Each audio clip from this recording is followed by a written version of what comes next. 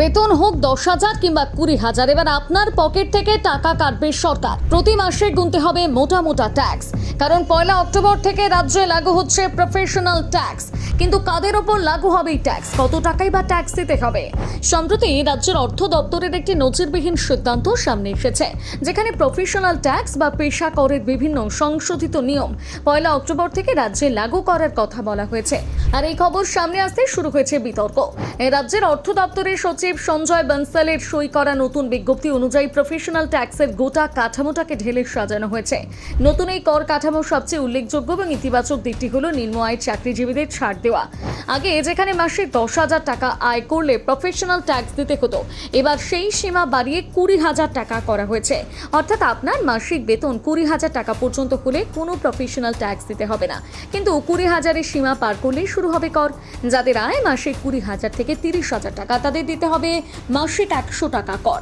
আবার যাদের আয় মাসে 30,000 থেকে 50,000, সেক্ষেত্রে কর দিতে হবে 140 টাকা। আর যাদের আয় মাসে 50,000 থেকে 1 লক্ষ টাকা, তাদের দিতে হবে মাসিক 170 টাকা ট্যাক্স।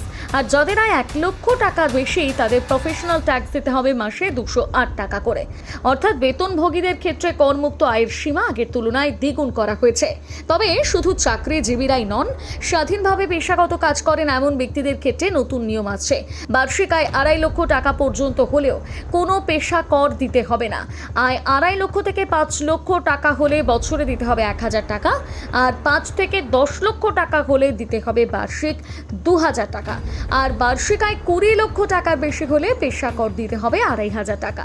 এখানেই শেষ নয়, শপিং মল ও মাল্টিপ্লেক্সের দোকান, এসি, রেস্তোরাঁ, beauty parlour, gym, nursing home, diagnostic centre এবং পেট্রোল পাম্পের মতন প্রতিষ্ঠানগুলোর ক্ষেত্রে বছরে 2,500 টাকা পেশা কর নির্ধারণ করা হয়েছে।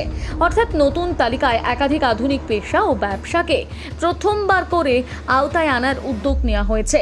তবে এই সংশোধিত কাঠামো এখনও নিয়ে মতামত জানানোর সুযোগ রয়েছে। সরকারি বিজ্ঞপ্তি প্রকাশের 14 দিনের মধ্যে কারো কোনো আপত্তি বা পরামর্শ থাকলে তা জানানো যাবে। তাই আপনি যদি চাকরি করেন, ব্যবসা করেন বা স্বাধীন পেশার সঙ্গে যুক্ত থাকেন, তাহলে নতুন প্রফেশনাল ট্যাক্সের নিয়মে আপনার ক্ষেত্রে কতটা পরিবর্তন হচ্ছে সেটা অবশ্যই জেনে নিন। তবে এই নিয়ম রাজ্য জুড়ে একযোগে কার্যকর হচ্ছে না।